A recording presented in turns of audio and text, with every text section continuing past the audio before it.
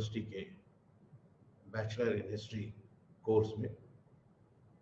आज हम लोग यूनिट 131 के बारे में चर्चा करेंगे और आज का जो डिस्कशन है उसके लिए हम लोग मगध से लेकर मौर्य वंश तक या मगध से लेकर मौर्य ख़ानदान तक जो हुकूमत की तोसी हुई, जो एक्सपेंशन हुआ, उसके बारे में बात करेंगे। और ये एक तवील अरसा है और ये अरसा 6ठी सदी क़ब्ल मसीह से शुरू होता है और ये तकरीबन 3री सदी क़ब्ल मसीह तक जारी रहता है। तो गोया आप देखेंगे कि ये तकरीबन 600 या 700 साल का अरसा है और इस अरसे में मगध की जो एक रियासत थी, जो जनपद था या महाजनपद था मगध का, वो रफ्ता रफ्ता पूरे हिंदुस्तान पर छा जाता है। पूरे हिंदुस्तान में उसकी सरहदें फैल जाती हैं और एक तरह से आप देखें तो हिंदुस्तान की तारीख में जो पहली वसी सल्तनत है, पहला एम्पायर जो है वो कायम होता है। अब इसके कुछ अदवार हैं, कुछ फेजेस हैं और उन्हीं के सिलसिले में हम लोग कुछ तफसील से आज बात करेंगे। तौसी का जो अमल है, जो प्रोसेस है एक्सपेंशन का, ये कब शुरू हुआ, इसमें कौन से अवामिल थे, कौन से फैक्टर्स थे, उस पर हम लोग बात करेंगे। और शुरुआत हम लोगों की होगी मगध से 6ठी सदी क़ब्ल मसीह ईस्वी में। और हम लोग ये देखेंगे कि एक महाजनपद से एक बड़ी सल्तनत के तौर पर मगध किस तरह तब्दील हो जाता है। मगध की जो सल्तनत थी वो बिहार में गंगा नदी के जनूबी किनारे पर थी। और आपको अगर अभी बिहार के जोग्राफिया का कुछ अंदाज़ा है तो जो मरकज़ी बिहार का हिस्सा है, सेंट्रल बिहार का हिस्सा है, गंगा के साहिल से सटा हुआ, वहीं मगध की रियासत थी। इससे मशरिक़ की तरफ एक दूसरा जनपद था जो अंग जनपद कहलाता है। ये आज के कंटेक्स्ट में आप देखेंगे तो भागलपुर और मुंगेर का इलाका है। और मगध आप देखें तो नालंदा और पटना और गया का जो इलाका है उसमें था। और फिर इससे और मगरिब की तरफ हम ये दोनों सरहदें आपके सामने रख रहे हैं। मगध में जो रियासत थी उसकी मशरक़ी सरहद पर अंग का महाजनपद था और उसकी मगरिबी सरहद पर कौशल का राज था, कौशल की सल्तनत थी। और गंगा की दूसरी जानिब यानी गंगा के उत्तर के, गंगा के शुमाल के हिस्से में एक तीसरा राज था।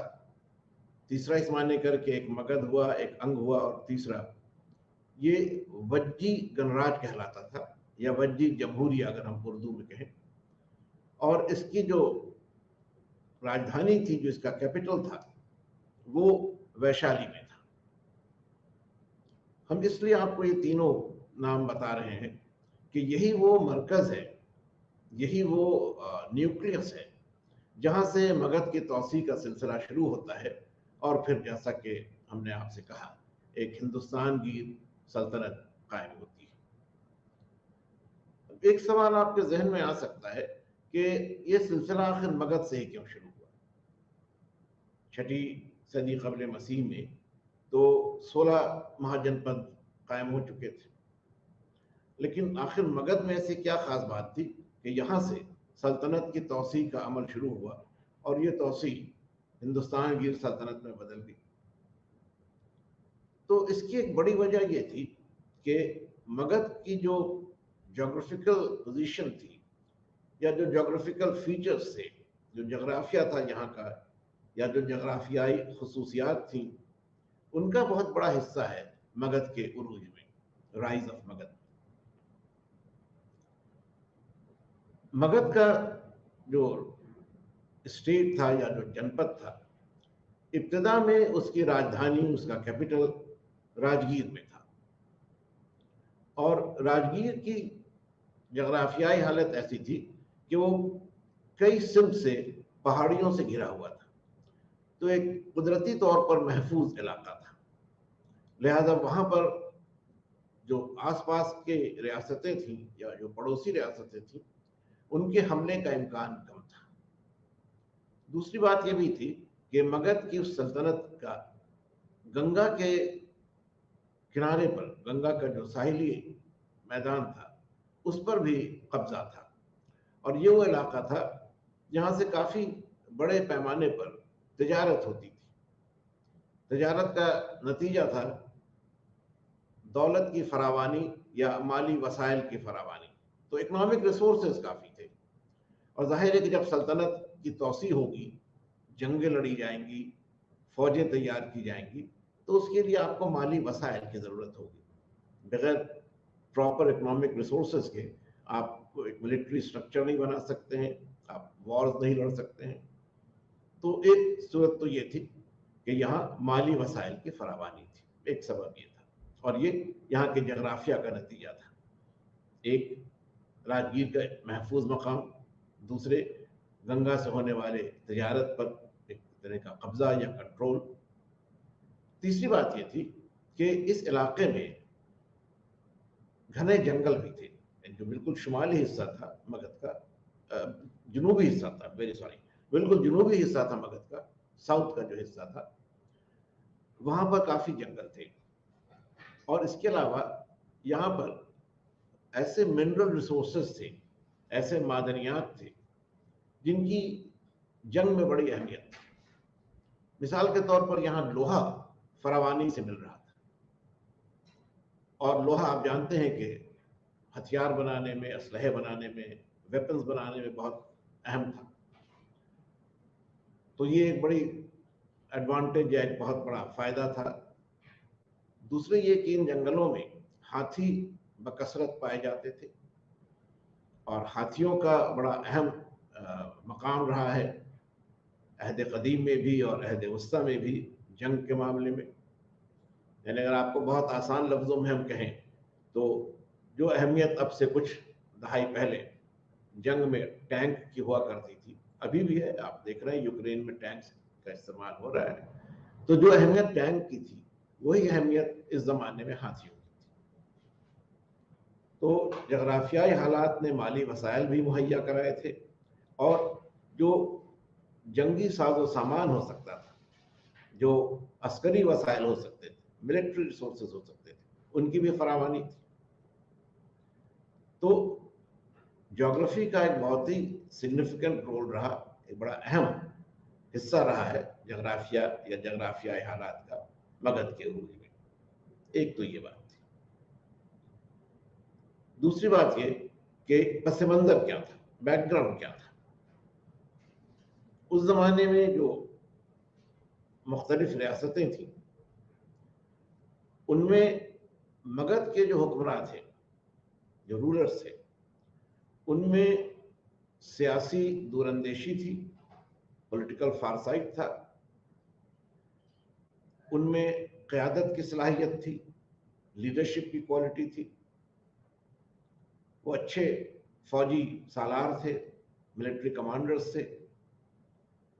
और आप देखेंगे कि दो ऐसे बादशाह, दो ऐसे राजा मगध में हुए जिन्होंने तौसी के काम को न सिर्फ शुरू किया, बल्कि एक मुनासिब हद तक, एक डिजायरेबल लिमिट तक उसको पहुंचाया भी। इन दोनों में पहला बिंबिसार था। बिंबिसार मगध का हुक्मरान था, महात्मा बुद्ध का हम असर था, कंटेम्परेरी था, महात्मा बुद्ध से उसका एक ताल्लुक भी था। और दूसरा उसका बेटा था अजातशत्रु। अजातशत्रु की भी जिंदगी महात्मा बुद्ध के अरसे हयात से मिलती है, दोनों ही कंटेम्परेरी हैं। बिंबिसार की जो पहली कामयाबी थी वो ये थी कि उसने अंग की रियासत पर कब्जा किया, जंग लड़ी और जंग के बाद उसने अंग पर कब्जा कर लिया। दूसरी तरफ उसने पंजाब में, पंजाब का जो मशरकी हिस्सा था, वहां पर कुछ छोटे छोटे जनपद थे। उसी में एक जनपद था जहां मद्र कबीले की हुक्मरानी थी।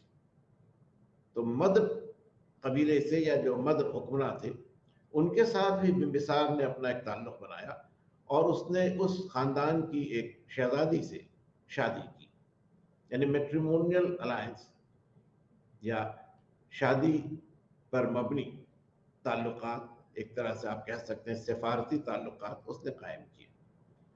अब उसके विजन को आप देखिए, उसकी दूरंदेशी को आप देखिए कि जो रियासत उसकी रियासत से जुड़ी हुई थी, जहां कॉमन फ्रंटियर से, जहां सरहद एक थी, वहां तो उसने फौजी कार्रवाई की, फौजी पेशरफ्त की। लेकिन जिस जगह पर ये सरहदें मिलती नहीं थी, जहां बीच में दरमियानी फासला था, वहां जाहिर है कि फौजकुशी मुमकिन नहीं थी, आप वहां मिलिट्री कैंपेन नहीं कर सकते थे। तो उसके एक मुतबादिल के तौर पर, उसके एक ऑल्टरनेटिव के तौर पर उसने वहां सिफारती जराए से अपने असर की तौसीह की, उसको और एक्सपैंड किया। तो दोनों जरियों से, जंग के जरिए से भी और सिफारत के जरिए से भी, सिफारतकारी के जरिए से भी, उसने मगध के हदूद को, मगध की सरहदों को और मगध के असर को, उसके इन्फ्लुएंस को तौसीह दी। इसके बाद जो दूसरा नाम है वो अजातशत्रु का है, और अजातशत्रु बिंबिसार से ज्यादा अहम मकाम रखता है। दो बड़ी कामयाबियां उसकी हैं। एक तो कौशल का जो जनपद था, जो रियासत थी, उससे बिंबिसार के जमाने में भी एक मुख्तसर सी लड़ाई हुई थी, और कौशल की भी एक शहजादी से बिंबिसार ने शादी की थी। लेकिन कुछ ऐसी वजूहात थी कि कौशल के साथ मगध का ताल्लुक बहुत अच्छा नहीं रह पाया। तो अजातशत्रु ने कौशल के राज पर हमला किया और उसको भी अपने कब्जे में ले लिया। तो अब अंग से लेकर कौशल तक, यानी जो बालाई हिस्सा है गंगा के मैदान का, जो अपर गंजेटिक प्लेन है, उस पर मगध का कब्जा हो गया। लेकिन इससे बड़ी कामयाबी ये थी कि अजातशत्रु ने वैशाली की फतह की। अब वैशाली की फतह कोई मामूली बात नहीं थी, इसलिए कि अभी जिन दो लड़ाइयों का हमने आपसे जिक्र किया, अंग और कौशल के साथ, वो ऐसी लड़ाइयां थी जो जमीन की सतह पर लड़ी गई, यानी लैंड वॉरफेयर। दोनों जानिब जो फौज की कार्रवाई हो रही थी वो जमीनी कार्रवाई थी। अजातशत्रु ने पहली बार नेवल वॉरफेयर को शुरू किया, यानी जो पानी का रास्ता था, जो गंगा नदी थी, उसको क्रॉस करके, उसको पार करके उसने गंगा के शुमाली हिस्से में वैशाली पर कब्जा किया। अब गंगा की उस जमाने में जो चौड़ाई रही होगी और उसके बहाव की, जो उसके फ्लो की जो तेजी रही होगी, उसको आप तसव्वुर कर सकते हैं। हालात ने गंगा को बहुत बदल दिया, लेकिन उस जमाने में आप समझिए कि आज से कोई 2500 साल पहले, 2700 साल पहले के जमाने में गंगा की जो सूरत थी वो आज से बहुत अलग थी। इस चौड़ी और इस तेज बहने वाली नदी को पार करना आसान काम नहीं था, लेकिन अजातशत्रु ने उसके लिए मुनासिब बंदोबस्त किया। उसने मजबूत कश्तियों का एक बड़ा बीड़ा तैयार किया, फ्लोटिला ऑफ स्ट्रॉन्ग बोट्स, और उसकी मदद से उसने गंगा नदी को पार किया और तब वैशाली पर कब्जा किया। अब वो स्ट्रेटेजिस्ट, या उसकी जो एक अस्करी पॉलिसी थी, वो इतनी अच्छी थी, राजगीर में रहते हुए वैशाली पर हमला करना जरा दुश्वार था। चुनांचे उसने अपनी फौज की आसानी के लिए वैशाली के तकरीबन बिल्कुल सामने, गंगा के जुनूबी किनारे पर एक फौजी मरकज बनाया। ये पाटलीग्राम कहलाता था, आगे चलकर यही पाटलिपुत्र के नाम से मशहूर हुआ। और वैसे आपने पढ़ा होगा, पाटलिपुत्र के लिए और भी नाम इस्तेमाल में रहे हैं। पुष्पपुर भी इसको कहा गया है, कुसुमपुर भी इसको कहा गया है, लेकिन ज्यादा शोहरत इस शहर को पाटलिपुत्र के नाम से ही हासिल हुई। तो उसकी दूरंदेशी, उसकी फौजी सलाहियत, उसकी इंतजामी सलाहियत, यानी रिसोर्सेज को मोबिलाइज करना, जो एक ज़रूरत थी जिस मिलिट्री इंफ्रास्ट्रक्चर की, उसको मजबूत बनाना, उसको मुनज़्ज़म करना, ये सारे काम अजातशत्रु ने किए। तो उसके ज़माने में एक दिलचस्प बात और भी है, आपने पढ़ा होगा कि जंग के लिए कुछ नए हथियार उसके ज़माने में इस्तेमाल में आए। एक महाशिला कंटक कहलाता है और दूसरा रथ मूसल कहलाता है। महाशिला कंटक की मदद से आप पत्थर के भारी टुकड़ों को, बोल्डर्स को दुश्मन की तरफ फेंक सकते थे, और रथ मूसल की मदद से आप दुश्मन के जो रथ थे, दुश्मन की फौज के जो रथ थे, उनके जो चक्के थे, उनके जो व्हील्स थे, उसको डैमेज कर सकते थे, उसको तोड़ सकते थे। तो ये भी एक तरह से अस्करी बर्तरी उसको थी, मिलिट्री सुपीरियॉरिटी थी दूसरे जनपदों के मुकाबले में, और अजातशत्रु काफी कामयाब रहा। अब जहां तक इन बातों का सवाल है कि हमें किस तरह ये मालूमात हासिल होती हैं, तो फिर यहाँ पर जो माखज़ हैं, जो सोर्सेज हैं, वो ज़्यादातर बौद्ध मजहब से जुड़ी हुई तसनीफ़ात हैं, और ख़ास तौर पर जातक की जो कहानियाँ हैं, उनमें भी उस ज़माने के हालात का जिक्र मिलता है। और इसके साथ साथ कुछ और भी ऐसे ट्रेडिशंस हैं, महाभारत में जरासंध के बारे में जिक्र है, जिससे ये अंदाज़ा होता है कि मगध का किस तौर पर उरूज हुआ। और कंट्रीब्यूटरी फैक्टर्स या माविन असबाब की बात अगर हम करें, तो 3-4 बातें थी जिन पर हमने आपकी तवज्जो दिलाई थी। जगराफियाई हालात, माली वसाइल, उम्दा क़यादत, फ़ौजी साजो सामान, तो ये सब ऐसी चीज़ें थी जिनसे मगध का उरूज मुमकिन हो सका। ये वही माविन असबाब थे जिन्होंने मगध को एक बड़ी रियासत में तब्दील कर दिया। अजातशत्रु के बाद कुछ अरसे के लिए एक ब्रेक है, बीच में एक वक्फा है, और फिर एक और हुक्म रहा है महापद्म नंद। ये नंद खानदान का था, और महापद्म ने मगध की रियासत को और भी वसअत दी, और उसका कब्जा जो वस्ती इलाका है हिंदुस्तान का, सेंट्रल इंडिया का जो इलाका है, उस पर भी कायम हो गया। तो अब पंजाब के पूर्वी सरहद से लेकर मशरकी सरहद से लेकर गंगा के मैदान के मशरकी हिस्से तक, और फिर वस्ती हिंदुस्तान के हिस्से पर, इन तमाम पर मगध की सरहदें फैल चुकी थी, उनकी तौसी हो चुकी थी। पिछले जो चर्चा हम लोग कर रहे थे, जो लास्ट डिस्कशन था हमारा, उसमें हमने आपको सिकंदर के हमले के बारे में बताया था, और ये भी बताया था कि उससे क्या तब्दीलियां आई। सिकंदर के ही ज़माने में चंद्रगुप्त का उरूज होता है, और सिकंदर के वापस लौटने के बाद जो नंद खानदान था, उसकी रियासत बहुत कमज़ोर पड़ चुकी थी, और चंद्रगुप्त ने उस पर कब्जा करके इस बड़े एम्पायर को, इस बड़े स्टेट को, इस बड़ी सल्तनत को, जो महापद्म नंद के जरिए कायम की गई थी, उसको चंद्रगुप्त ने अपने कब्जे में ले लिया। और यहीं से सही मानों में इंपीरियल एक्सपेंशन का दौर शुरू होता है। इसे आप हिंदी में साम्राज्य विस्तार कह सकते हैं, या अगर हम उर्दू में बात करें तो एक वसी सल्तनत की तामीर शुरू होती है।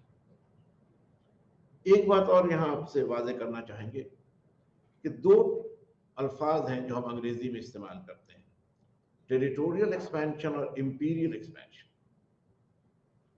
यानी इलाकाई तौसी और सल्तनत की तौसी। सल्तनत के लिए या एम्पायर के लिए उर्दू में वसी सल्तनत कह सकते हैं। तो एक तरफ तो ये है कि कोई रियासत अपने आसपास के इलाकों पर कब्जा करती है, और उससे एक वसअत उसे हासिल होती है, उसकी सरहदें फैल जाती हैं, मगर फिर भी इनकी हुदूद कम होती हैं। जो एक्सपेंशन है उसका एरिया लिमिटेड होता है। जब एम्पायर की बात आती है तो एक्सपेंशन यहां भी है, तौसी यहाँ भी है, मगर इसकी सरहदें बहुत वसी हो जाती। तो ये भी अमल है तौसी का, ये भी इलाकाई तौसी का ही अमल है, टेरिटोरियल एक्सपेंशन का ही अमल है, मगर ये उसका ज़्यादा उरूज या उसके ज़्यादा राइज को, उसके ज़्यादा मुस्तहकम सूरत को जाहिर करता है, क्योंकि अब सल्तनत की सरहदें फैल जाती हैं और उतने बड़े इलाके पर कब्जा रखने की सलाहियत जो हुक्मरान है, जो बादशाह है, जो राजा है, उसे हासिल होती है। और आप अंदाज़ा कर सकते हैं कि छोटी रियासत पर कब्जा रखना और बड़ी रियासत पर कब्जा रखना दोनों एक जैसा नहीं है, दोनों के जो चैलेंजेस हैं वो अलग अलग हैं। तो चंद्रगुप्त के साथ जो दौर शुरू होता है वो इंपीरियल एक्सपेंशन का दौर है। आपने पढ़ा होगा कि चंद्रगुप्त को हिंदुस्तान की तारीख में पहला एम्पायर बिल्डर कहा जाता है, पहला हुक्मरान जिसने एक वसी सल्तनत को कायम किया।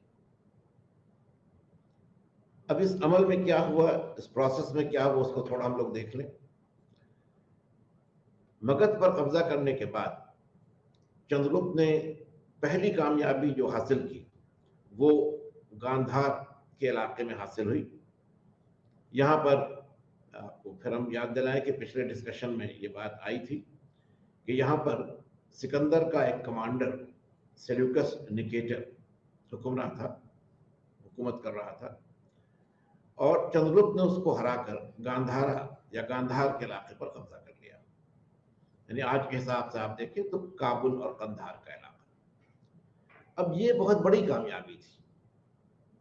आप अजातशत्रु की बात जहन में पहले रखिए, गंगा को पार करने की बात जहन में रखिए, और तब इस फतह के बारे में गौर कीजिए।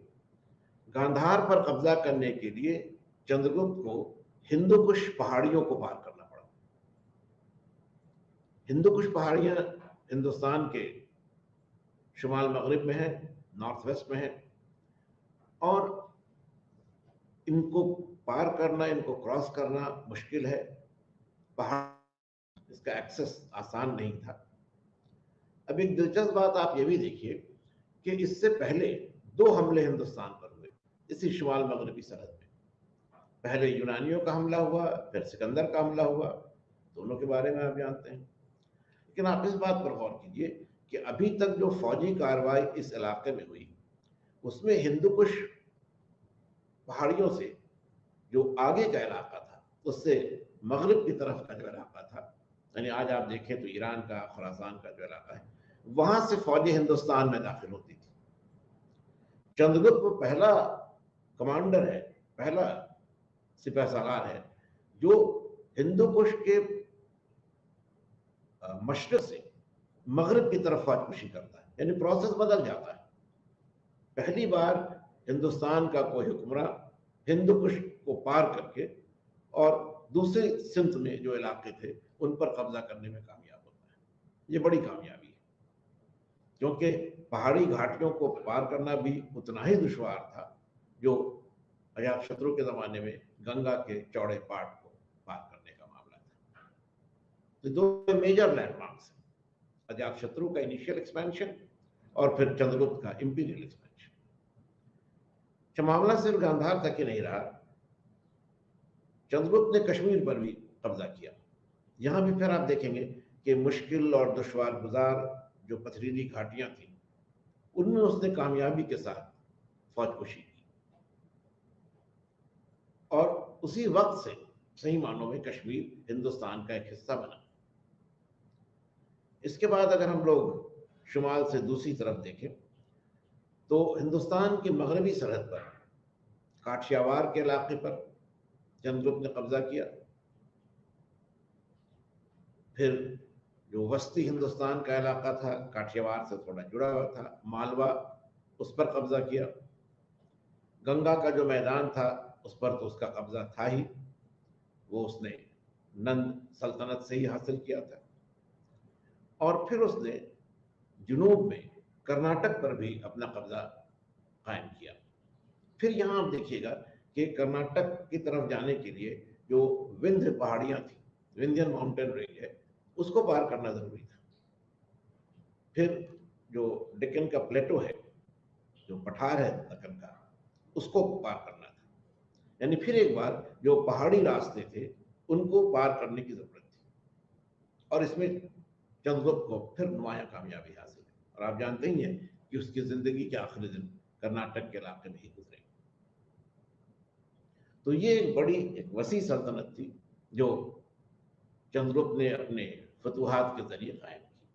और इसकी सरहदें आप एक बार और करें तो कश्मीर से कर काबुल और कंधार, हिंदुस्तान के मगरबी साहिल के करीब, वहाँ से होते हुए डेक्कन या दक्कन के इलाके में, और फिर वापस आप देखें तो गंगा के मैदानी इलाके में, इस पूरे इलाके में जो हिंदुस्तान का एक तरह से कोर एरिया था, बिल्कुल मरकजी मकाम था, उस पर अब एक सल्तनत, एक वाहिद हुक्मरान का कब्जा हो गया। अब आगे बढ़ने से पहले एक दो ऐसे कंसेप्ट हैं, एक दो ऐसे ख्याल हैं या एक दो ऐसे पॉलिटिकल टर्म्स हैं जिसको हम लोग समझें, क्योंकि इससे हमारे काम में आसानी होगी। पहला है कि वसी सल्तनत का तस्वुर क्या है। हमने अभी आपसे कहा कि एक वसी सल्तनत वो होती है जिसकी जगराफियाई हुदूद ज्यादा बड़ी होती है, लेकिन सिर्फ यही अपने आप में काफी नहीं है। एक एम्पायर या एक वसी सल्तनत में इक़्तिदार की मरकजियत होती है, सेंट्रलाइजेशन ऑफ पावर होता है। जितने भी इलाके हैं, दूर दराज के इलाके ही क्यों ना हो, उन पर हुकूमत एक मरकज से चलती है। There is one centralised capital. इसका नतीजा क्या होता है कि उस पूरे वसी इलाके से जितना भी महसूल आता है, जितना भी टैक्स आता है, वो सारा पैसा मरकज की तरफ आता है। यानी पूरा जो फ्लो है रेवेन्यू रिसोर्सेज का, वो सेंटर की तरफ होता है और इससे मरकज की ताकत बढ़ती है, उसका जो इंतजामी सलाहियत है वो बेहतर होती है, इंतजामी कब्जा है वो मजबूत होता है, फौजी ताकत बढ़ती है और एक ऐसी सूरत हाल पैदा हो जाती है जहां एक बहुत बड़ा इलाका एक हुक्मरान के ज़ेर इक़्तिदार रहता है और उस इलाके के सारे जो रिसोर्सेज हैं, सारे जो वसाइल हैं, वो एक हुक्मरान और उसके दारुल खिलाफत या उसके कैपिटल में मरकूज हो जाते हैं। तो जगराफियाई हुदूद अपनी जगह पर है, लेकिन उससे ज़्यादा जो अहम बात है वो ये मरकजियत है, ये सेंट्रलाइजेशन है एम्पायर के सिलसिले में। अब इसके बाद एक और लफ्ज आता है चक्रवर्ती। चक्रवर्ती सम्राट लोग कहते हैं, चक्रवर्ती रूलर कहा जाता है। ये चक्रवर्ती रूलर है कौन? ये एक तस्वुर है, ये अपने आप में एक हकीकत नहीं है, मगर एक तस्वुर है कि वो हुक्मरान जिसका चारों सिफ्त, ऑल फोर डायरेक्शंस में कब्जा हो, या दूसरे अल्फाज में हम कहें कि हिंदुस्तान की जो जगराफियाई सरहदें हैं उनके चारों किनारों पर कब्जा हो, तो वो हुक्मरान चक्रवर्ती है। चंद्रगुप्त के जमाने तक ये चक्रवर्ती सम्राट या ये चक्रवर्ती एम्पायर एम्पर हमें नहीं मिलता है, क्योंकि अभी भी कुछ इलाके उसकी फतूहात के दायरे से बाहर थे। उस पर हम लोग अभी बात करेंगे, बिंदुसार के हवाले से, अशोक के हवाले से। लेकिन पहले तीसरे तस्वुर को हम लोग देख रहे हैं, तसल्लुत या हेजिमनी। तसल्लुत या हेजिमनी का मतलब ये हो जाता है कि जिस इलाके पर आपका बराह रास्त कब्जा न हो, जहां बराह रास्त आपकी हुकूमत न हो, डायरेक्ट गवर्नमेंट या डायरेक्ट एडमिनिस्ट्रेटिव कंट्रोल ना हो, वहां पर भी आपका असर बरकरार रहे, आपका असर कायम रहे और वहां के जो हुक्मरान हैं वो एक तरह से आपको खुद से बड़ा माने, सुपीरियर माने। जरूरी नहीं कि आप उनके इलाकों पर कब्जा कर लें, वो अपने इलाके में आज़ाद रहेंगे, मगर कहीं ना कहीं वो अपनी इस कमतर हैसियत को कि वो जो चक्रवर्ती है और जो बड़ा हुक्मरान है उसके जेर असर है। तो चक्रवर्ती वो हुआ जिसने हिंदुस्तान के जगराफियाई हुदूद में अपनी हुकूमत कायम कर ली, और तसल्लुत कायम करने वाला वो हुक्मरान है जो इन हुदूद से बाहर भी, यानी जो पड़ोसी मुल्क थे, जो आसपास के मुल्क थे, उन पर भी अपना एक तरह से असर बनाए रखे। और ये दोनों बातें जो हैं, चक्रवर्ती होने की भी बात और तसल्लुत बनाए रखने की भी बात, ये अशोक के ज़माने में हमें ज़्यादा वाज़ेह तौर पर नज़र आती है। लेकिन इस दरमियान एक और बादशाह है, चंद्रगुप्त का बेटा बिंदुसार। और बिंदुसार के ज़माने में तो काफ़ी बड़ी सल्तनत कायम हो चुकी थी, लेकिन उसने जुनूब की सिमत में इसको और तोसी दी। दक्कन से आगे भी बईद अज दक्कन जो इलाका था, वहां भी उसकी फतूहात हैं, उसके कॉन्क्वेस्ट हैं। और उसके सिलसिले में यह हवाला मिलता है कि उसने दो समंदरों के दरमियानी इलाके पर, the land between two seas, दो समंदरों के दरमियानी इलाके पर उसने अपनी हुकूमत कायम की। अब यहाँ ये दो समंदर हैं, ये एक तरफ बहीरे अरब है या अरेबियन सी है, और दूसरी तरफ ये खलीज बंगाल है या बे ऑफ बंगाल है, जो हिंदुस्तान की मगरबी और मशरकी सरहदों पर वाक़ है। दक्कन का कुछ हिस्सा चंद्रगुप्त के ज़माने में कब्जे में आ चुका था, लेकिन इससे और जुनूब की जानिब दोनों तरफ के साहिली इलाके पर बिंदुसार ने कब्जा कर लिया, और इस तरह हुकूमत की तोसी या सल्तनत की तोसी और आगे बढ़ी। अब इसका जो नुक्ता उरूज है, जो इसका क्लाइमेक्स है, वो अशोक के ज़माने में आप देखेंगे। अशोक कई एतबार से हिंदुस्तान की तारीख का बड़ा ही अजीम हुक्मरान है। अशोका द ग्रेट उसको कहा ही गया है, या अशोक आज़म। अशोक की जो कामयाबी या जो हुसूलियाबी है, उसका सिलसिला शुरू होता है कलिंग की फतह के साथ, और ये अशोक की हुकूमत का इब्तदाई दौर है। आप अगर इस स्लाइड पर नजर डालेंगे तो अशोक का जो दौर हुकूमत है 268 से 232 BCE, उसमें आप देखेंगे कि कलिंग की जो फतह है वो 260 BCE, 260 कबल मसीह। हुक्मरान बनने की कोई 8 साल के अंदर ही अशोक कलिंग पर फतह करता है। अब कलिंग की फतह की अहमियत इसलिए है दो वजह से। पहली वजह तो तौसी, एक्सपेंशन, और दूसरी अशोक की जिंदगी और उसकी जो हुकूमत की पॉलिसी थी उस पर इसके क्या असरात हुए, क्योंकि ये एक टर्निंग पॉइंट माना जाता है अशोक की जिंदगी का। तो कलिंग की फतह की जो सियासी अहमियत थी वो ये थी कि कलिंग का ये इलाका, नॉर्मली आज के उड़ीसा को आप कहें या उड़ीसा को आप कह सकते हैं, ये इलाका अभी तक मौर्य सल्तनत से बाहर था, बड़ा इलाका था। इसकी अहमियत थी, अहमियत इसलिए थी कि इसकी सरहदें खलीज बंगाल से मिलती थी और वहां से तिजारत का सिलसिला था। तो एक तरफ तो सियासी फतह की बात थी और दूसरी तरफ माली वसायल की बात थी, इसलिए कलिंग की अहमियत थी। और चूंकि ये इलाका अभी तक मौर्य सल्तनत से बाहर था, तो अशोक ने इस पर फतह हासिल की। लेकिन इस फतह के बाद अशोक की शख्सियत बदल गई, और इस सिलसिले में उसका एक कतबा है, इंस्क्रिप्शन है, जो रॉक एडिक्ट 13, या अगर आप उर्दू में से कहें तो फरमान हजरी 13। ये जो रॉक एडिक्ट है, ये पहाड़ों की चट्टान पर लिखा हुआ है या उसको इंस्क्राइब किया हुआ है, और इसमें अशोक कलिंग की फतह के बारे में बहुत तफसील से गुफ्तगू करता है।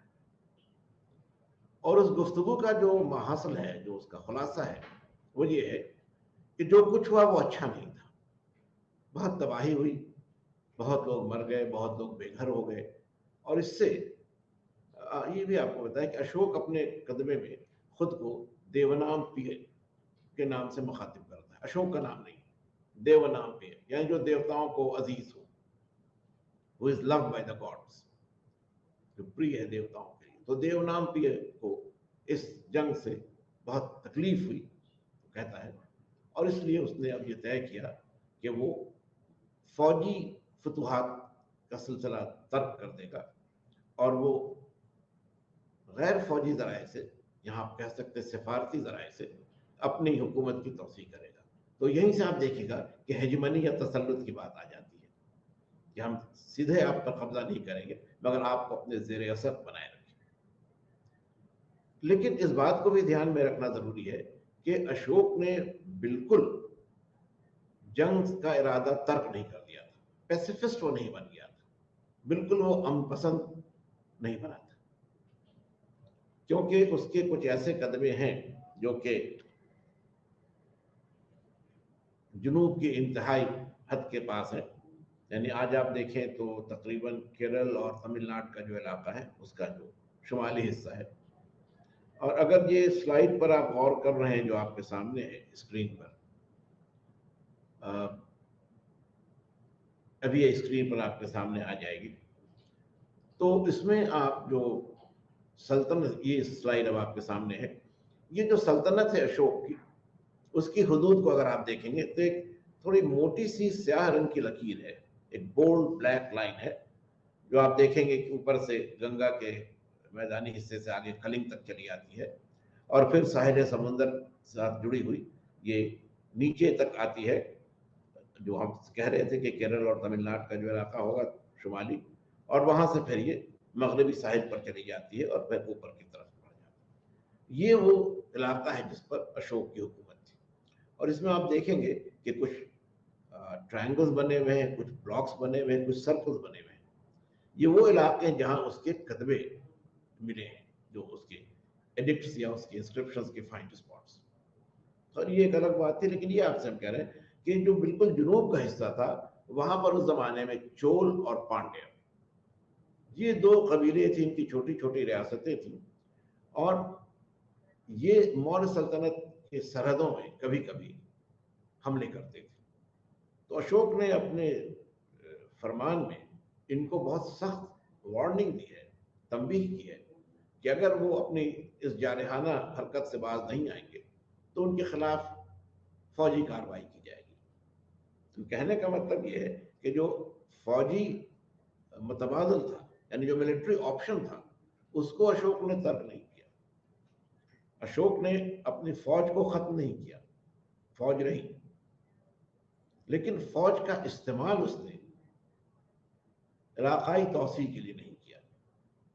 इसकी एक वजह यह भी थी कि अशोक में यह दानिशमंदी थी कि उसने ये महसूस किया कि जितना इलाका उसके कब्जे में आ चुका है, जहां उसका बराह रास्त का डायरेक्ट कंट्रोल है, कब्जा है, उससे ज्यादा अगर सल्तनत की सरहदों को फैलाया गया तो फिर बराह रास्त कब्जा बनाए रखना मुश्किल हो जाएगा। जगराफियाई हालात उस जमाने के जो थे वो आप जहन में रखिए, और आप सोचिए कि एक तरफ टैक्सिला जो आज पाकिस्तान में है, और एक तरफ पाटलिपुत्र, और एक तरफ गुजरात का इलाका, काठियावाड़ का इलाका, दक्कन का इलाका, कर्नाटक का इलाका, ये इतना बड़ा इलाका था। इस पर एक मरकज से, चूंकि एम्पायर में हमने आपसे पहले कहा कि मरकजियत होगी, उस एक मरकज से इतने बड़े इलाके पर हुकूमत चलाना ये बहुत आसान काम नहीं था, और अगर इसकी सरहदें और बड़ी हो जाती तो फिर ये काम तकरीबन नामुमकिन हो जाता। तो वो दानिशमंदी अशोक में थी, और उसने जो कहते कि डिजायरेबल लिमिट्स थी, जो मुनासिब सरहदें थी, उनसे आगे बढ़ने की कोशिश नहीं की। अब इसके बाद जो उसका सिलसिला रहा, जो उसके तसल्लुत या हेजिमनी की बात हम लोग करते हैं, उसमें उसने अपने कई पड़ोसी हुक्मरानों से, कई नेबरिंग रूलर्स से ताल्लुकात कायम किए। अब उनके नाम आपके सामने हैं। मिस्र का हुक्मरान है टॉलेमी थर्ड, मैसेडोन का हुक्मरान है या बादशाह है एंटीगोनस, साइरीन, ये आज जो सीरिया का इलाका है, शाम का जो मुल्क है, उसका एक हिस्सा था। साइरीन का रूलर है मगस,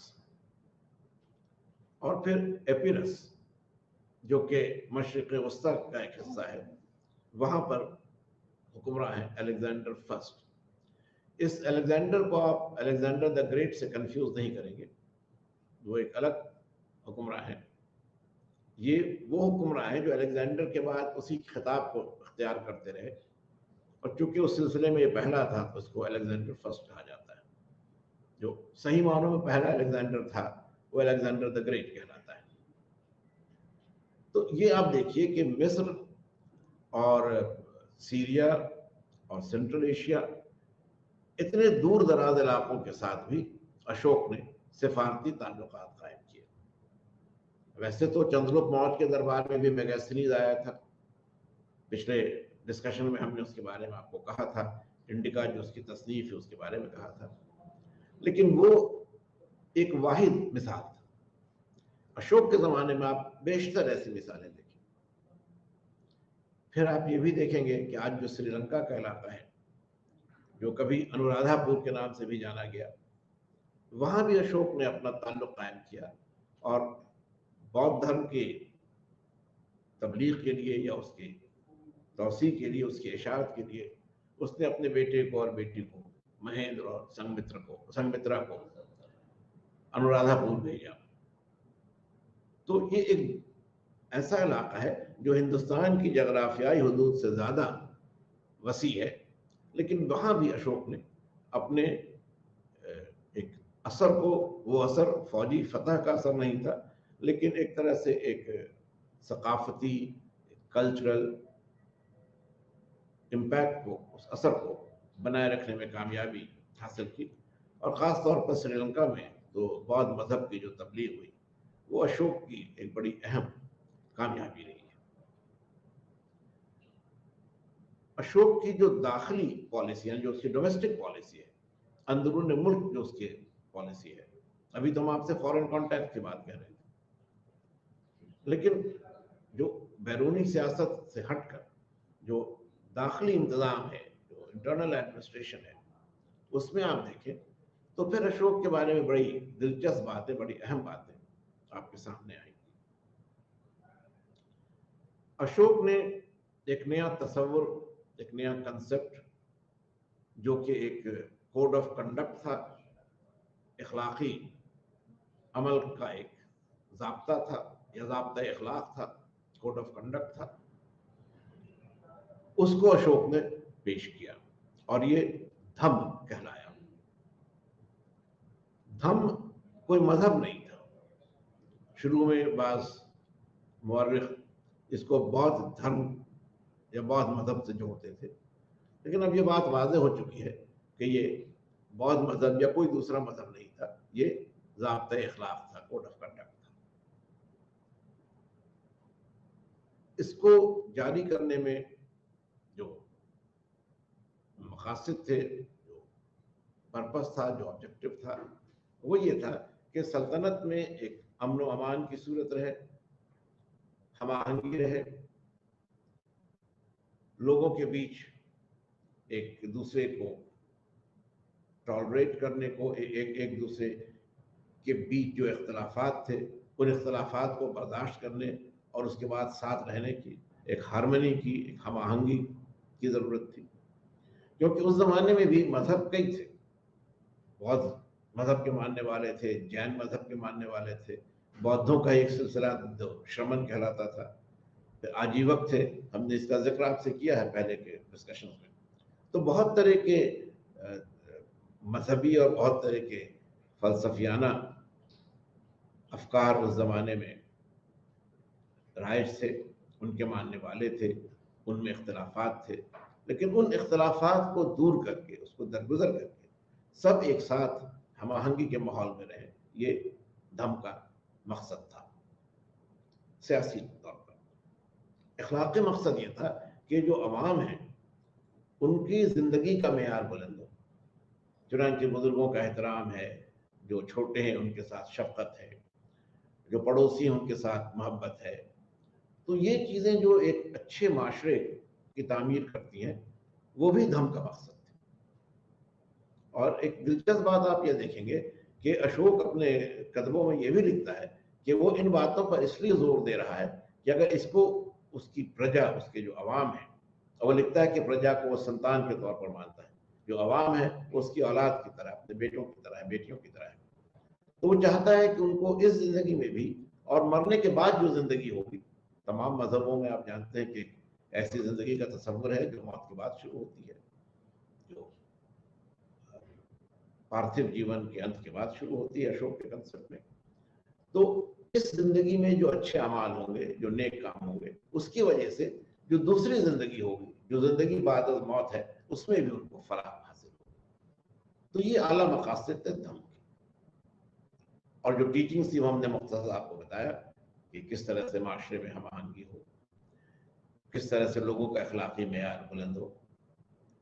अब इसके अलावा अशोक ने इसके लिए जो इक़दाम किए, जो मेजर्स उसने अडॉप्ट किए, वो भी बड़े अहम हैं। अशोक ने अपनी रियासत में या अपनी सल्तनत में कई अहम मकामों पर अपने कदवे नस्ब कराए, इंस्क्रिप्शंस उसने इंस्टॉल कराए, और इनमें धम्म की जो तालीमात थी उनको लिखा गया, ताकि लोग समझ सकें, जान सकें कि धम्म क्या है आखिर। इसके बाद उन इक़दाम को वाकई सूरत देने के लिए अशोक ने कुछ ऐसे अफसर, कुछ ऐसे ओहदेदार बहाल किए जो धम्म महामात के नाम से जाने जाते थे। धम्म महामात। अब इनकी जो जिम्मेदारियां थी, जो ड्यूटीज थी, उसमें एक बहुत बड़ा काम यह था कि ये फलाही काम करते थे। पब्लिक वेलफेयर के काम इनके जरिए किए जाते थे, यानी जो गरीब है उनकी मदद करना और जिन लोगों को ज़रूरत है उनकी ज़रूरतों को दूर करना। तो ये अशोक के बारे में आप देखेंगे कि बड़ी अहम बात है कि हिंदुस्तान ही नहीं, पूरी दुनिया की तारीख में जो पहला वेलफेयर स्टेट है, जो हम पहली फलाही रियासत कह सकते हैं, कल्याणकारी राज कह सकते हैं, वो अशोक ने कायम किया। और ये उसकी धम्म नीति का एक अहम मकसद भी था और एक अहम कदम भी था। और अशोक ने इस काम में ज़ाती दिलचस्पी भी ली। ज़ाती दिलचस्पी इस मायने कर उसने ली कि उसने धम्म यात्राएं की। धम्म यात्रा ये थी कि अशोक खुद वक्तन फवक्तन कुछ इलाकों में जाता था और देखता था कि इंतजामिया की क्या सूरत हाल है। ये भी देखता था कि जो धम्म के सिलसिले में इक़दाम तय किए गए हैं उन पर कहाँ तक अमल हो रहा है। और एक तरह से आप देखें कि बिल्कुल ज़ाती तौर पर उसने, बहुत ही पर्सनल लेवल पर उसने इस काम को उठाया। ऐसा नहीं था कि उसने कुछ फरमान सादिर कर दिए, कुछ ऑर्डर्स पास कर दिए और मामला वहां पर ख़त्म हो गया। ऐसा बिल्कुल नहीं था। अशोक ने इन तमाम मामलात को वाकई सूरत में, हकीकी सूरत में लोगों तक पहुंचाने के लिए हर तरह के इक़दाम किए। कुछ ओहदेदार रहे, उसके अलावा कुछ उसकी ज़ाती दिलचस्पी रही, और इसके नतीजे में धम्म का जो मकसद था, धम्म का जो पर्पस था, वो पूरा हो सका। और मौर्य सल्तनत में इसके सबब एक हम आहंगी रही, अमन व अमान की सूरत रही, अखलाकी मेयार बुलंद रहा, और लोगों में भी एक फलाह या एक ऐसा एहसास जो कि उनकी खुशहाली या उनकी बेहतरी के लिए हो, वो एहसास भी लोगों के बीच रहा। अशोक के बारे में एक दो बातें और भी दिलचस्प हैं। हमने भी आपसे कहा कि जो रॉक एडिक्ट 13 है, जिसमें कलिंग की फतह का वो जिक्र करता है, उसमें वो एक तरह से रिपेंट करता है, एक पशिमानी का इजहार करता है कि जो कुछ उसने किया वो सही नहीं था। और इसीलिए आप देखिएगा कि धम्म में फिर वो आला अखलाकी अक़दार की बात करता है। वायलेंस नहीं हो, तशद्दुद नहीं हो। तो ये कहीं ना कहीं पर उसका जो पस मंज़र था, कलिंग का जो तशद्दुद था, कलिंग की जो तबाही थी, उसने अशोक को इतना मुतासिर किया था कि उसने धम्म में तशद्दुद के लिए कोई गुंजाइश नहीं छोड़ी। तो ये जो इजहार नदामत है, इजहार पशेमानी है, वो इसलिए अशोक को एक अलग मकाम तारीख में देती है, ये शर्मिंदगी एक अलग मकाम देती है, क्योंकि दुनिया में जितने भी हुक्मरान हुए हैं, जितने भी फातेह हुए हैं, वो आमतौर पर अपनी फतह का जश्न मनाते हैं, इसको अपनी एक कामयाबी मानते हैं, हुसूलियाबी मानते हैं। लेकिन अशोक वो हुक्मरान है जो इस फतह से खुश नहीं है, इसका जश्न नहीं मना रहा है, वो इस पर अफसोस जाहिर कर रहा है। ये कोई मामूली बात नहीं है। और ये भी सोचिए कि फिक्र एक ऐसे आदमी के जहन में है जो आज से कोई 2500 साल या उससे ज्यादा 2700 साल पहले का इंसान है, जब जंग ही अहम समझी जाती थी। लेकिन वो उस जमाने की जो फिक्र है, जो असरी आगही है, उससे बहुत अलग है। ये उसकी शख्सियत को बिल्कुल मुनफरिद बना देती है। तो एक बात तो ये आप ध्यान में रखिएगा। दूसरी ये कि जो हमने आपसे भी कहा कि तसल्लुत की जो बात है या जो फॉरेन रिलेशंस की बात है, वहां भी आप देखिएगा कि अशोक पहला हुक्मरान है हिंदुस्तान का जो एक तरह से एक खारजा पॉलिसी या एक फॉरेन पॉलिसी का भी उसकी भी एक शुरुआत करता है, उसका भी एक बहुत ही एम्ब्रियोनिक फॉर्म उसमें हम देखते हैं। उसकी जो दुनिया है, उसका जो यूनिवर्स है, वो बहुत वसी है, और उस वसी यूनिवर्स में, उस वसी दुनिया में वो अपने लिए एक मकाम बनाता है पुरअमन ज़राए से, सिफारतकारी से, तोहफात को लेने देने से, एक्सचेंज ऑफ गिफ्ट से। तो ये चीज़ें जो सिफारतकारी का एक मेयार थी, जो एक स्टैंडर्ड थी डिप्लोमेटिक रिलेशंस की, अहद कदीम में भी, अहद वस्ता में भी, और कुछ बदली हुई शक्ल में आज भी हैं। तो इन पॉलिसीज़ को या इस तरह के अक़दाम को अशोक ने अपनी हुकूमत का एक हिस्सा बनाया। तो कई चीज़ें उसके साथ हैं। एक तरफ वो फातह भी है, एक तरफ वो अपनी फतह पर नादिम भी है, एक तरफ वो आला अखलाकी अक़दार की बात भी करता है, एक तरफ वो अपने पड़ोसी मुल्कों से अच्छे ताल्लुकात का ख्वाहिशमंद भी है। तो एक बड़ा ही कंप्लीट, या आप कह सकते हैं कि बहुत ही होलिस्टिक, एक बहुत ही मुकम्मल सूरत उसके ज़माने में हुकूमत की या हुक्मरानी की सामने आती है। हुक्मरानी का एक बहुत ही वाज़ेह, एक बहुत ही वसी तस्वुर उसके ज़माने में और उसके अक़लाम से सामने आता है। तो ये वो इम्पैक्ट है, ये वो असरात हैं जो धम और सफारतकारी के ज़रिए हासिल किए गए। अगर मुल्क के अंदर की बात हम लोग करें तो मुल्क के अंदर एक तरह की खुशहाली, एक अमन व अमान, हम आहंगी, और फिर मुल्क से बाहर अगर हम लोग बात करें तो दोस्ती और अमन पर मबनी ताल्लुकात। और इसीलिए जो हमने शुरू में आपसे कहा था कि अशोक में दोनों ही बातें आ जाती हैं। वो एक चक्रवर्ती भी है और एक हेजेमनिस्टिक रूलर भी है, एक ऐसा हुक्मरान भी है जो अपना तसल्लुत, मगर पुरअमन तसल्लुत, आसपास के इलाकों में बनाए रखता है। अब एक आखिरी बात और अशोक के हवाले से, कि ये जो तब्दीलियां अशोक में आई कलिंग की लड़ाई के बाद, ये तब्दीलियां किस वजह से आई? ये एहसास नदामत, एहसास पशेमानी, तशद्दुद से गुरेज, इसके असबाब क्या थे? तो इनके बारे में तफसील से जो जिक्र हमें मिलता है वो बौद्ध मजहब की तसनीफात में मिलता है। और ये दिखाया गया है या ये बताया गया है इन तसनीफात में कि अशोक जो कि शुरू में एक बहुत ही जालिम और एक बहुत ही कह सकते हैं कि एग्रेसिव, एक बहुत ही हमलावर अमल का मुजाहरा करता है, जुल्म का मुजाहरा करता है, अपने भाइयों को कत्ल करके तख्त पर कब्जा करता है, वो महात्मा बुद्ध की तालीमात से इतना मुतासिर हो जाता है, इतना गहरा उस पर इम्पैक्ट होता है कि उसकी पूरी जिंदगी बदल जाती है और वो बौद्ध मजहब को कबूल कर लेता है। इससे पहले का जो उसका अमल है उसको तर्क कर देता है, तशद्दुद को अपनी ज़िंदगी से अलग कर देता है, अमन और हम आहंगी को अहम मकाम देता है। और इसको भी ध्यान में रखिएगा कि बौद्ध मज़हब का भी जो फ़लसफ़ा है और उसके जो अक़दार हैं, उनकी सूरत ऐसी नहीं है कि वो किसी एक मुल्क या किसी एक इलाके तक महदूद हो। उनकी हैसियत यूनिवर्सल है, आलमगीर है।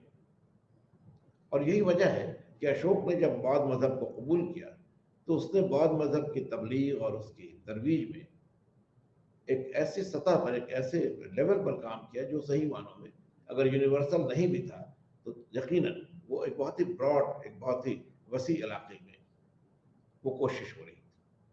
और उसकी सरहदें आप देख रहे हैं कि मिस्र और मैसेडोन से लेकर के श्रीलंका या अनुराधापुर तक फैली हुई। तो इस बात को बराबर कहा जाता है कि अशोक की जिंदगी में जो तब्दीली आई और अशोक जो एक मुनफरिद हैसियत तारीख में हासिल कर सका, उसका बुनियादी सबब था बौद्ध मजहब और उसके जरिए बौद्ध मजहब की तालीमात को कबूल करना। तो यहाँ पर एक बार फिर हम लोग मुख्तसर तौर पर आज जिन बातों का जिक्र हुआ है उनको देख लें। तो पहली बात हम लोगों ने ये देखी कि मगध से लेकर मौर्य सल्तनत तक कई सदियों के दरमियान एक महाजनपद, एक छोटी रियासत फैल करके एक वसी सल्तनत या एक एम्पायर में बदल जाती है और उस एम्पायर के एक्सटर्नल, उसके बैरूनी असरात भी हैं। ये पूरा एक सियासी अमल है और इसके जो अहम अफराद हैं, आप कह सकते हैं जो मेजर फिगर्स हैं, उसमें अजातशत्रु, पहले तो बिंबिसार है, फिर अजातशत्रु है, फिर महापद्म नंद है, फिर चंद्रगुप्त मौर्य है, फिर बिंदुसार है और आखिर में अशोक है। ये वो ऐसे 6 हुक्मरान हैं जिन्होंने मगध के जनपद को मौर्य सल्तनत की हिंदुस्तान की सरहदों तक फैला दिया। दूसरी बात ये कि इस तौसी के जो असबाब थे उनमें जग्राफियाई हालात थे, माली वसाइल थे, क़यादत की सलाहियत थी, सियासी दूरंदेशी थी। और ये जो वसाइल का मामला ये ऐसा है कि जब ज़्यादा वसीले होंगे, ज़्यादा वसाइल होंगे तो आपका इक़्तिदार बढ़ेगा, जब इक़्तिदार बढ़ेगा तो फिर वसाइल भी बढ़ जाएंगे। तो ये एक ऐसा अमल था जो अज खुद बरतर से बरतर होता चला गया और इसीलिए एक छोटी सी रियासत बिलाखिर एक वसी सल्तनत में बदल गई। अब एक आखिरी बात ये आपसे हम कहेंगे कि ये जो वसी सल्तनत बनी, जो मौर्य सल्तनत बनी, इसका जो सियासी पहलू था उस पर आज हम लोगों ने गौर किया और मगध से ही इसकी बुनियाद हम लोगों ने जोड़ी। मगर एक वसी सल्तनत के साथ जो और बातें हैं, मसलन उसका इंतजामिया या एडमिनिस्ट्रेशन, उसका टैक्सेशन का निज़ाम, महसूल का निज़ाम, उसकी फौजी सलाहियत और इस तरह की और जो बातें हैं जिनके बगैर एक वसी सल्तनत का कोई तस्वुर मुकम्मल नहीं हो पाता है, ये पहलू जो है और जिनमें बुनियादी तौर पर जो तब्दीलियां आई, जो तरक्की हुई, वो मौर्य सल्तनत के ज़माने में। तो इन चीज़ों पर हम लोगों को भी गौर करने की ज़रूरत है और तभी हम लोग सल्तनत की तौसी के इस अमल को सही तौर पर समझ सकेंगे, इसके मुहर्रिकात और इसके असबाब को समझ सकेंगे, इसके फैक्टर्स हैं, इसके जो कंट्रीब्यूटरी एलिमेंट्स हैं, जो इसके कैटलिस्ट हैं, कैटलिस्ट या जो इसके मुतहर्रिक हैं, उसको हम लोग समझ सकेंगे और तभी जाकर हमारा ये जो डिस्कशन है, हमारा ये जो मुबाहिसा है या जो हमारा जिक्र है वो मुकम्मल हो सकेगा। तो आज के लिए हम इतनी ही बातें आपके सामने रखना चाहेंगे और इसके बाद का जो अगला डिस्कशन आपके साथ होगा उसमें हम लोग सियासी मामलात से आगे जो दीगर मामलात हैं, इंतज़ामी, इक़्तिसादी, फौजी, इन मामलात पर भी गौर करेंगे और तब एक मुकम्मल सूरत हमारे सामने ज़ाहिर होगी। और ये भी आपसे हम चलते चलते कह दें कि जिस इंतज़ामी सूरत हाल की बात हम लोग करेंगे अगले डिस्कशन में, उसमें एक और बड़ी अहम बात हमारे सामने आएगी कि इस पूरी इंतज़ामी सूरत हाल के लिए पहली बार हमें एक वाज़ह माख़ज़ हासिल होता है, एक डेफिनेट सोर्स है जो हमें बताता है कि किस तरह ये सारे मामले इंतज़ामिया के और फौज के और महसूल के तय हुए। तो इसके बारे में फिर जिक्र होगा और जिस माख़ज़ की हम आपसे बात कर रहे थे वो कौटिल्य की तसनीफ़ है अर्थशास्त्र। तो आज के लिए बस इतना ही, क्लास हम लोग यहाँ पर ख़त्म करते हैं और आप लोगों का बहुत शुक्रिया।